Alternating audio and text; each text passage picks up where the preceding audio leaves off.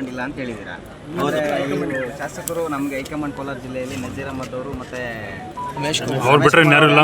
ಯಾರು ಇಲ್ಲ ಅಂತ ಹೇಳ್ತಾರೆ. ಅದು ಕೆಲವು ಶಾಸಕರ ಅಭಿಪ್ರಾಯ, ಎಲ್ಲರ ಒಮ್ಮತ ಅಭಿಪ್ರಾಯ ಇಲ್ಲ.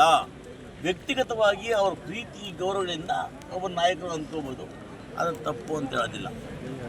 KPCCಯಿಂದಾಗಲಿ AICCದಾಗಲಿ ಈ ಕೋಲಾರ ಜಿಲ್ಲೆಯ ಉಸ್ತುವಾರಿ ನಾಯಕರು ಇವರು ಅಂತೇಳಿ ಯಾವುದೋ ಅಪಾಯಿಂಟ್ ಮಾಡಿಲ್ವಲ್ಲ.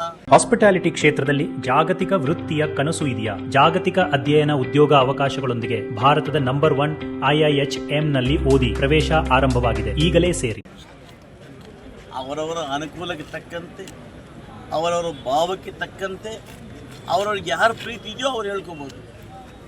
ನಿಮ್ಮನ್ನ ಮತ್ತೆ ಉಸ್ತುವಾರಿ ಸಚಿವರು ತುಂಬ ಟ್ರೈ ಮಾಡಿದ್ರು ಸರ್, ಯಾಕೆ ಒಪ್ಕೊಂಡಿಲ್ಲ ಸರ್?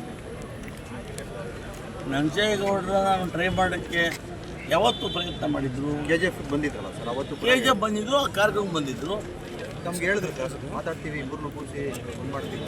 ನೋಡಿ, ಎಲೆಕ್ಷನ್ ರಿಲೇಟೆಡ್ಡು ಭರ್ತಿ ಸುರೇಶ್ ಅವರು ಮನೆಯಲ್ಲಿ ನಡೆದ ಸಭೆಗೆ ನೀವು ಬೇರೆ ನೋಡಿ, ಒಬ್ಬ ಜಿಲ್ಲಾ ಮಂತ್ರಿ ಆದವರು ಎಲ್ಲ ವಿಚಾರಗಳನ್ನು ಕೂಡ ಎಲ್ಲ ಶಾಸಕರನ್ನ ಸಮನ್ವಯ ತೊಗೊಂಡು ಹೋಗ್ಬೇಕು.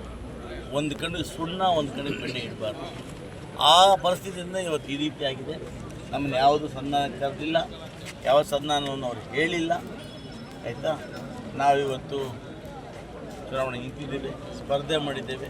ನಮ್ಮ ಹೈಕಮಾಂಡ್ ಏನಿದೆ, KPCC ಅಧ್ಯಕ್ಷರಾಗಿರ್ತಕ್ಕಂಥ ಗೌರವದಿಂದ DK ಶಿವಕುಮಾರ್ ಅವರು, ಮುಖ್ಯಮಂತ್ರಿ ಸಿದ್ದರಾಮಯ್ಯನವರು, ಅವ್ರ ಬಳಿ ನಮ್ಮ ಅಹವಾಲು ಹೇಳ್ತೇವೆ. ಅವ್ರು ಏನು ತೀರ್ಮಾನ ಮಾಡ್ತಾರೆ, ಪಕ್ಷ ಏನು ತೀರ್ಮಾನ ಮಾಡುತ್ತೆ, ಅದಕ್ಕೆ ನಾವು ಬದ್ಧವಾಗಿರ್ತೀವಿ.